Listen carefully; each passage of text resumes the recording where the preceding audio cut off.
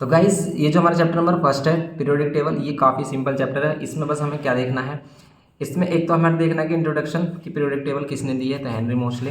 ये Moseley studied the physical and chemical property of element.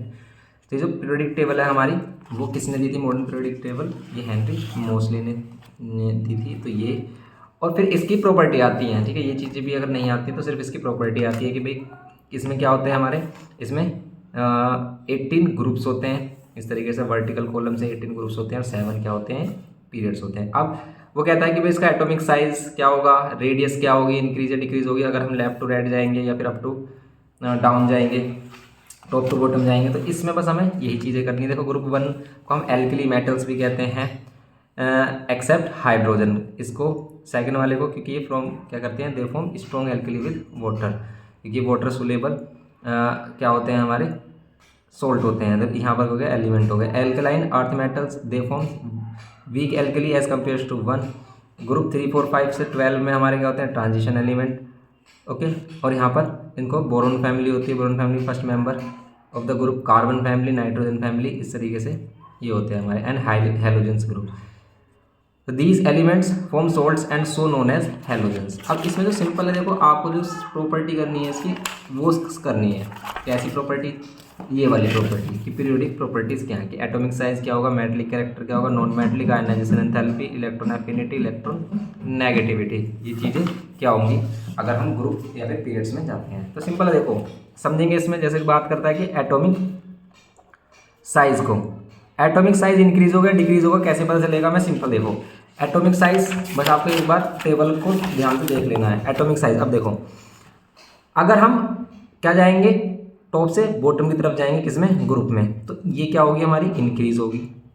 क्यों होगी इंक्रीज, क्योंकि देखो हाइड्रोजन में एक सेल, लिथियम में 2 सेल, क्योंकि इसमें नंबर ऑफ सेल्स इंक्रीज होती रहेंगी। सोडियम यहाँ पर इसमें 2 सेल्स हो जाएंगी, तो इसकी रेडियस उतनी, सेंटर से उसका आउटर मोस्ट सेल का डिस्टेंस उतनी ज़्यादा, इसमें 3 सेल्स हो जाएंगे, तो यहाँ पर उतना ज़्यादा डिस्टेंस। लेकिन जैसे हम क्या करेंगे, राइट टू लेफ्ट जाएंगे, कहाँ पर, लेफ्ट टू राइट जाएंगे किसमें, पीरियड्स में, तो इसकी जो क्या होगी हमारी एटॉमिक साइज होगा वो डिक्रीज होगा। ऐसा क्यों होता है, देखो अब आप सोचोगे कि भाई इसमें तो हमारा क्या है, अगर हम लेफ्ट टू राइट जा रहे हैं तो इसमें तो हमारे नंबर ऑफ सेल्स सेम है। जैसे सोडियम में भी कितनी सेल्स हैं, सोडियम में भी 3 सेल्स हैं, मैग्नीशियम में भी 3 सेल्स हैं, लेकिन साइज किसका ज़्यादा बड़ा है, साइज किसका ज़्यादा बड़ा है, इसका, क्योंकि अगर हम लेफ्ट टू राइट जाते हैं किसमें, पीरियड्स में, तो साइज डिक्रीज होता है। ऐसा क्यों होता है, क्योंकि इसके न्यूक्लियस का charge, due to increase in nuclear charge the size of atom is decrease, ठीक है। तो अगर हम क्या करते हैं, लेफ्ट टू राइट जाते हैं तो न्यूक्लियर चार्ज इंक्रीज होता है, इसलिए ये डिक्रीज हो जाती है। ऐसे ही हम बात करें इसमें अब क्या, मेटेलिक कैरेक्टर की, एटॉमिक साइज हो गया, एटॉमिक साइज कह दो और एटॉमिक रेडियस दोनों सेम ही है, ठीक है। अगर उसका साइज इंक्रीज होगा तो रेडियस इंक्रीज होगी, साइज डिक्रीज होगा तो रेडियस भी डिक्रीज होगी। तो वही रिलेशन बिल्कुल इंक्रीज और डिक्रीज का है कि ये वाला किसमें है हमारा, ये इंक्रीज कब हुआ, जब हमने क्या किया, ग्रुप में, जब हम ग्रुप में थे और कहाँ से, ऊपर से नीचे की तरफ आ रहे थे। यहाँ पर हम पीरियड्स में, ओके, जब हम क्या कर रहे थे, लेफ्ट टू राइट जा रहे थे, ये सिस्टम चल रहा है हमारा। अब इसमें है क्या हमारा कि अगर हम इसमें और दूसरी प्रॉपर्टी देखते हैं, जैसे हमारे पास प्रॉपर्टी मेटेलिक कैरेक्टर हो गया, ठीक है। जैसे हम मेटेलिक कैरेक्टर की बात कर लेते हैं इसमें कि मेटेलिक कैरेक्टर किसे कहते हैं, मेटेलिक कैरेक्टर उसे कहते हैं जिसमें कोई भी एटम होगा वो ईजिली क्या करेगा, उसमें H+ आयन आएगा, अपने इलेक्ट्रॉन को आसानी से क्या कर देगा, लूज़ करेगा अपने आप से।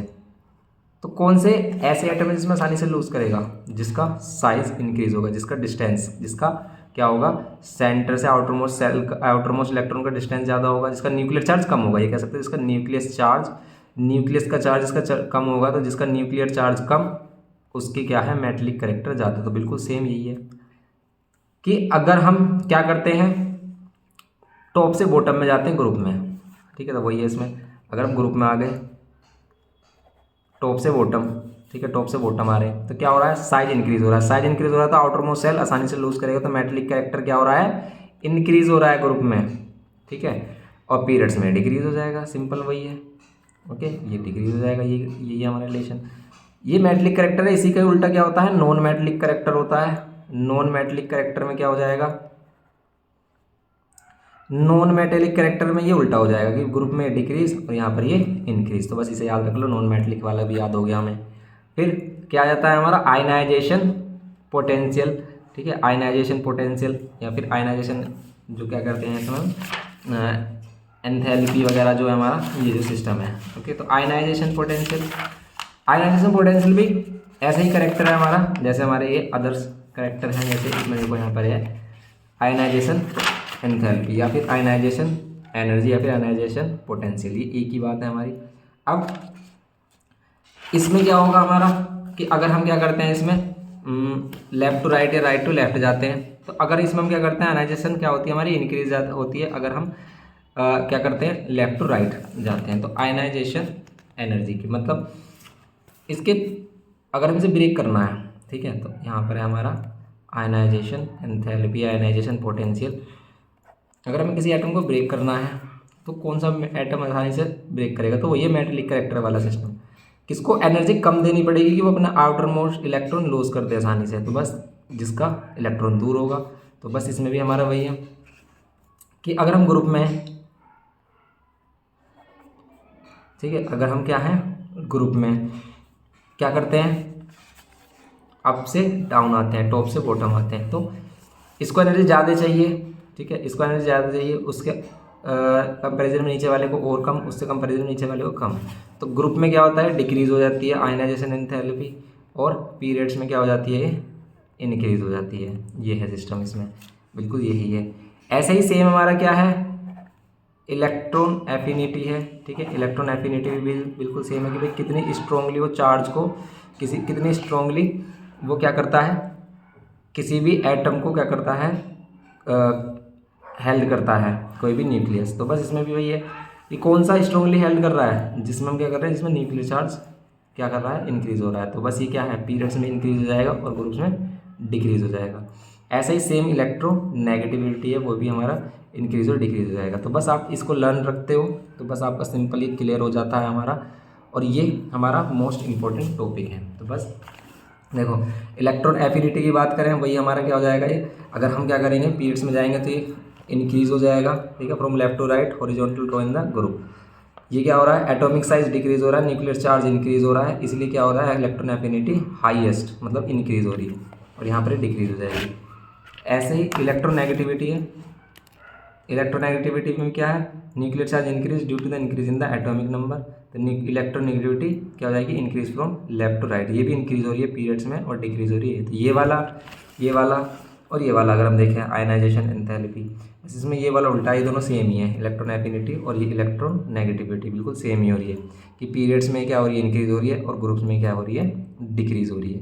ये है हमारा सिस्टम। ओके, इसको कर लेंगे आप, सिंपल चैप्टर है बिल्कुल, और जो अदर्स चैप्टर हैं वो भी हमारे सिंपल ही हैं। इनकी थ्योरी अगर आप कर लेते हो तो ये आपको कवर हो जाएंगे, तो इनको आप आसानी से इसमें कर सकते हो। इलेक्ट्रोवैलेंट, ठीक है, बॉन्डिंग वगैरह है हमारा, ये केमिकल बॉन्ड है, तो केमिकल बॉन्ड हमारे जैसे आयनिक बॉन्ड या फिर इलेक्ट्रोवैलेंट बॉन्ड या फिर हम क्या कहते हैं इसमें कोवैलेंट बॉन्ड आ जाते हैं। ओके, ये कर लेना है आपको सिंपल, तो ये कर लेंगे आप, तो आपको काफ़ी सिलेबस इसमें क्या हो जाएगा कवर हो जाएगा। फिर वो जो हमने आपको मोल कॉन्सेप्ट वाला बताया है या फिर उसमें ऑर्गेनिक केमिस्ट्री में जो बताया है उन सभी को आपको कर लेना है। ओके, तो ये कर लेना आप, फिर देखते हैं इसमें कि नेक्स्ट टॉपिक आपके लिए क्या लेके आते हैं जो आपको हेल्प करे एग्ज़ाम में।